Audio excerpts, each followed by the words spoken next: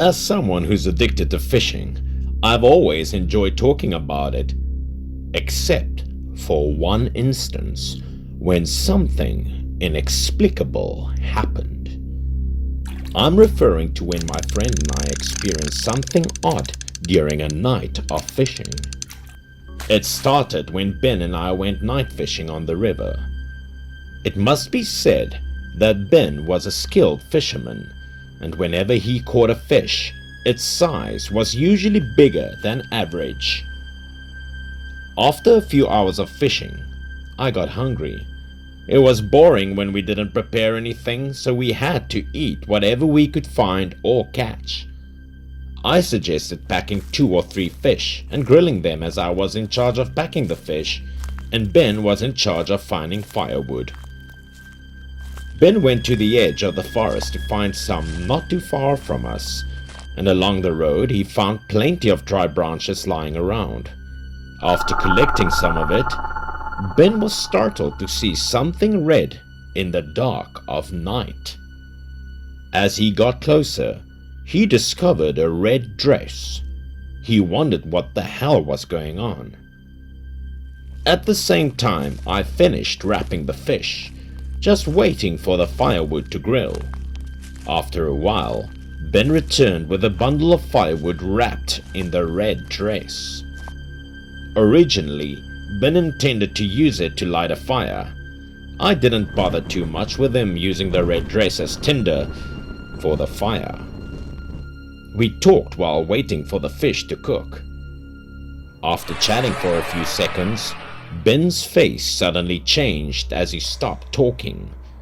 He made a strange sound in his throat, so low that I barely noticed. He reached for the fish over the fire and started devouring the fish while it was still undercooked, looking like he found it irresistible and delicious, which was not surprising, but I was a bit concerned that the fish was still undercooked. I decided to stop Ben from eating all of it as it could make him sick. But Ben suddenly went crazy. He shouted at me and jumped at me to grab the fish as I realized something had gone terribly wrong. Ben seemed to have lost his mind and control of his body. I'd never heard of him having epilepsy or anything like that before. A hunch told me that something scary had happened related to the red dress earlier, so I quickly overpowered Ben and brought him back to the car. At first, he resisted fiercely as if some terrifying force was controlling him, and it took a long while for Ben to calm down.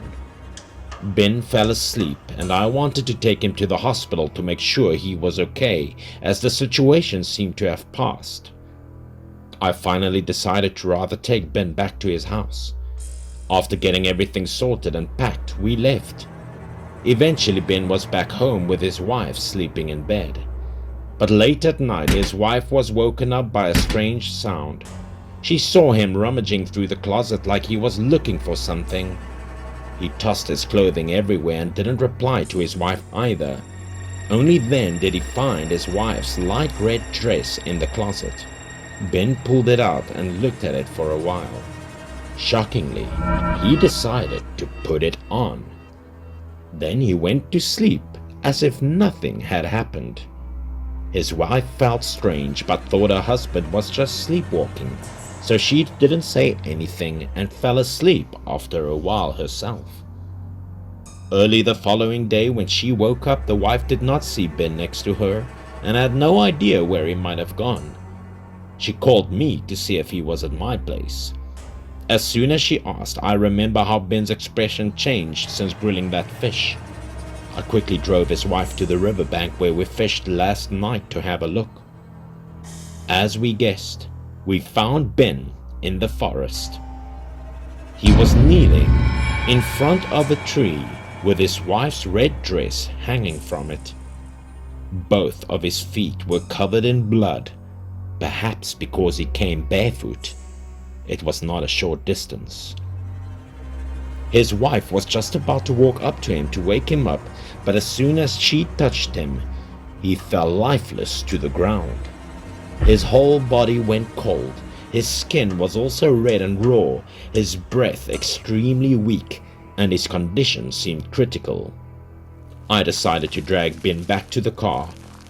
His wife wanted to take back the red dress, but I immediately stopped her because I understood that there was a link between Ben and this dress. I knew for sure that Ben was probably possessed by evil spirits or something. Fortunately, when he arrived at the hospital and was treated, Ben woke up without remembering what happened after he collected firewood and touched that red dress. Needless to say, we unanimously decided never to return to that cursed fishing spot ever again.